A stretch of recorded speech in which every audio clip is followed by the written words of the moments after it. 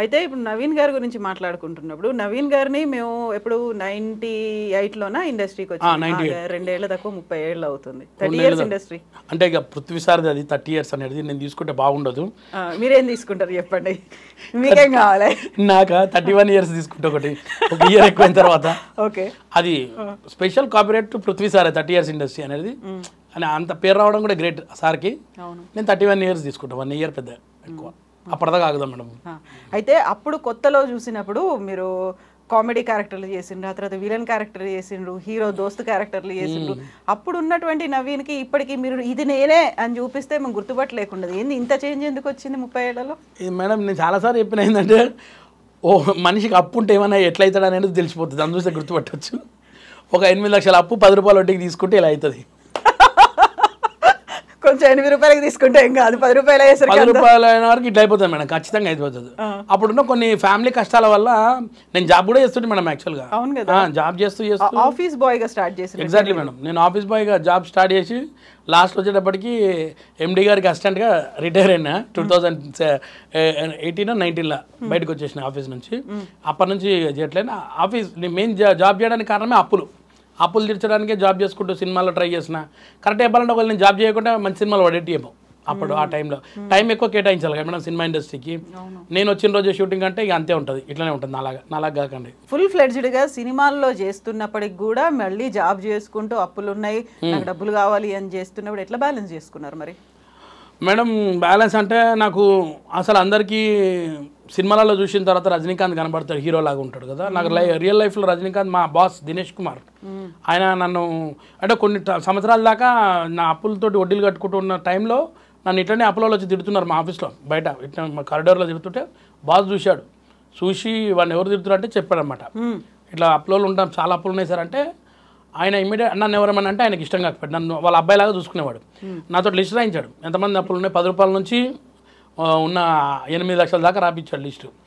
అన్ని గుర్తుపెట్టుకున్నారు మీరే మేడం?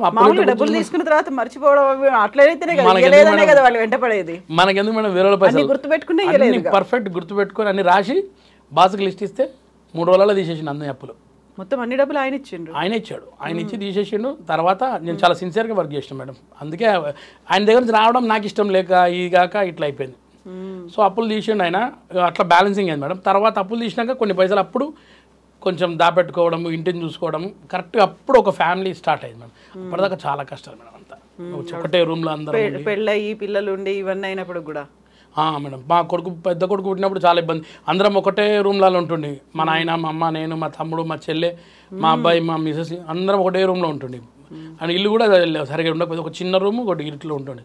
తర్వాత మా అమ్మ మా నాయన ఏమన్నారంటే, అరే నువ్వు ఇట్లా కష్టమవుతుంది అంటే పక్కనే మా ఇంటి పక్కన ఇంకో రూమ్ ఉండే, ఒకటే రూమ్ అది కూడా. అప్పుడు 650 రూపాయలకి అది రెంట్కి తీసుకొని అందులో ఉన్నాం కొన్ని రోజుల దాకా.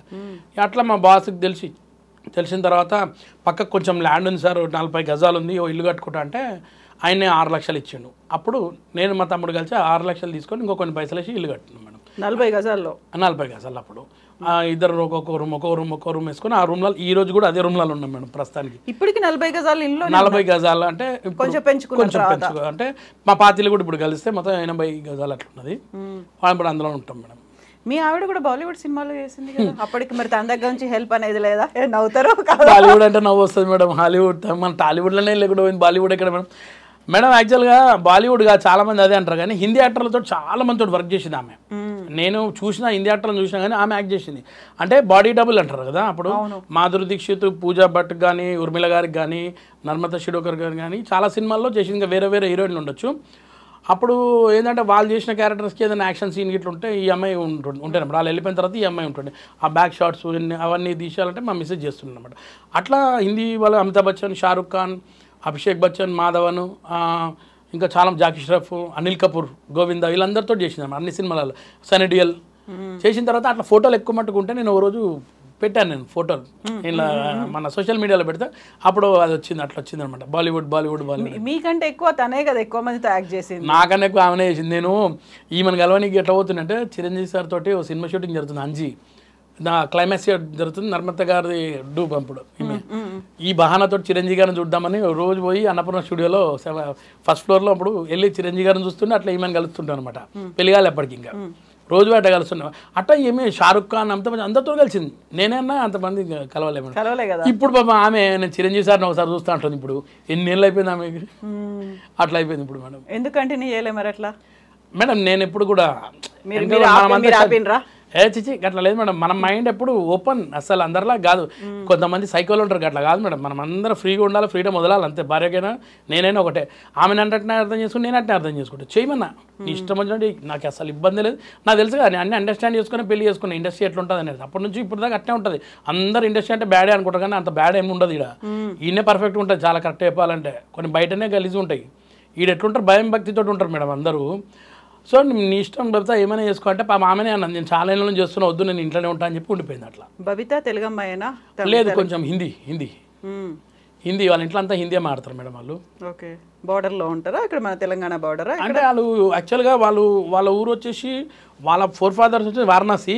అక్కడ నుంచి వాళ్ళు ఇక్కడ వచ్చిన తర్వాత నిజామాబాద్లో ఉండే. నిజామాబాద్ నుంచి హైదరాబాద్ షిఫ్ట్ అయ్యారు. షిఫ్ట్ అయిన తర్వాత నేను లకడి కప్పులో ఉన్నప్పుడు నేను లవ్ చేసి పెళ్లి చేసుకున్నాను. అట్లా ఆమెకు షూటింగ్లోనే మా ఇద్దరు అక్కడే లవ్ చేసుకుని మీకు పెళ్లి చేసుకున్నాం. నేను షూటింగ్లో చేయమన్నా మేడం చేయలే పాప ఆమె చేయలే. బబిత అది చేతి మీద అట్లా ఎస్ స్టైలిష్గా పెట్టుకున్నారు. ఎప్పుడు పెట్టుకున్నారు అది? ఇది 2014 మేడం. స్టోరీ ఉందా దాని వెనకాల? అసలు నా శరీరంలో ప్రతిదానికి ఒక స్టోరీ ఉంటుంది.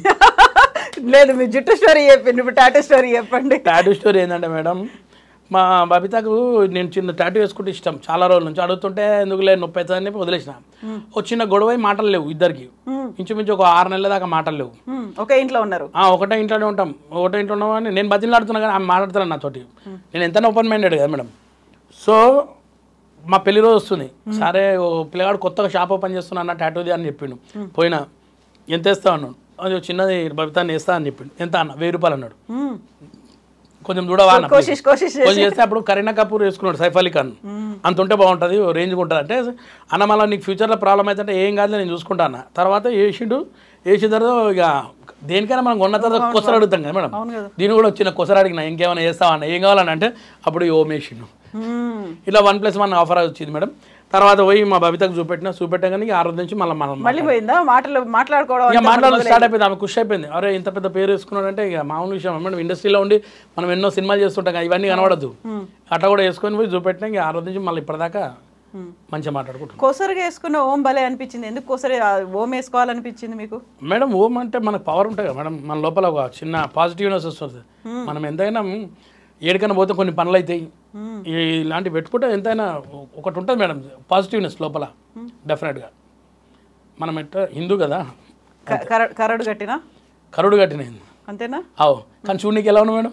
అట్లా లేరు కదా. నేను అదే అడుగుదాం అనుకుంటున్నాను. ఇప్పుడు మనం జుట్టు గురించి మాట్లాడుకున్నాం, టాటూ గురించి మాట్లాడుకున్నాం, గడ్డం ఓకే. ఆ మీసాలు ఏంది మరి? మీసాలు లేకుండా ఎందుకు అట్లా?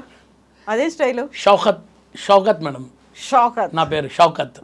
అంటే ఒక మంచి సినిమా రాబోతుంది మేడం. నాకు ఇన్నేళ్ళ నుంచి వెయిట్ చేస్తున్నా ఒక కళ ఉండే. నేను చాలా ఇంటర్వ్యూలో కూడా చెప్పినా నేను విలన్ క్యారెక్టర్ ఇవ్వాలని నాకు ఒకటి ఉంటుంది మేడం. అంటే పాపము నాకు ఆ డైరెక్టర్ సార్ తెలియదు. నేను ఎప్పుడు ఆ డైరెక్టర్ సార్ని కలవలే. ఎప్పుడు పోయి నేను వేషం అడగలే. అని ఆయన ఎవరో తెలియదు దేవుడు పంపించినట్టు నాకు ఒక ప్రీతం అని మన అసోసియేట్ డైరెక్టర్ కో డైరెక్టర్ అనమాట. ఆయన నాకు ఫోన్ చేసి అన్న ఒక మంచి విలన్ క్యారెక్టర్ అంటే పెద్ద విలన్ కాదు విలన్ తమ్ముడు నువ్వు కూడా విలనే ఉన్నదన్న చిన్న విలను చేస్తావా అంటే చేస్తా అన్ని ఒప్పుకున్న తర్వాత లొకేషన్ పోయినాక డైరెక్టర్ సార్ దగ్గర పరిచయం చేశాడు. కేడీ సినిమా తీసాడు ఇంతకుముందు నాగార్జున సార్ తోటి కిరణ్ సార్. ఆయన చూసి నన్ను ఓకే అన్నాడు. కానీ ఒక్క లింక్ పెట్టారు ఏంటంటే ఇందులో ముస్లిం గెటప్ నువ్వు మిసాల్ తీయాలన్నాడు. అమ్మ నాకు వస్తున్న వేషాలే ఈ గడ్డం ఈ మిసాలతో వస్తున్నాయి మీ ఎట్లా తీస్తే కష్టం కదా అన్న నేను చేయలేను అని వద్దనుకొని వదిలేసిన ఎందుకులే అనుకున్నాం. అన్న తర్వాత వాళ్ళు పైసలు కూడా ఎక్కువిస్తున్నారు. అంటే కొంచెం ఓకే ఇదేదో బాగానే ఉంది అనిపిస్తుంది. అన్న ఇంకో చిన్న రిక్వెస్ట్ అన్న ఏంటంటే నాకు ఒక డూప్లికేట్ మిసాల్ తయారేసి ఇవ్వండి బయట తిరగడానికి కానీ ఇంకో సినిమాలో ఉన్నాయి దాన్ని పెట్టుకుంటా అంటే అది కూడా ఒప్పుకొని నాకు పాపం వాళ్ళు మంచి పేమెంట్ మంచి వేషం ఇచ్చారు మేడం. ఈసారి కొంచెం నెగిటివ్ క్యారెక్టర్లో ఒక షౌకత్ అనే క్యారెక్టర్లో కనబడుతున్నా. సినిమా అతి త్వరలో మనకు వీళ్ళు దసరా ప్రొడ్యూసర్స్ వాళ్ళు. సినిమా పేరు KJQ అంటే కింగ్ జాక్ క్వీన్. దసరాలో సెకండ్ లీడ్లో చేశారు అబ్బాయి దీక్షిత్. అబ్బాయి ఇందులో హీరో చేస్తున్నారు. అట్నే దసరా డైరెక్టర్ గారు తమ్ముడు ఇంకొక హీరో, ఇద్దరు హీరోలు ఆ సినిమాలో.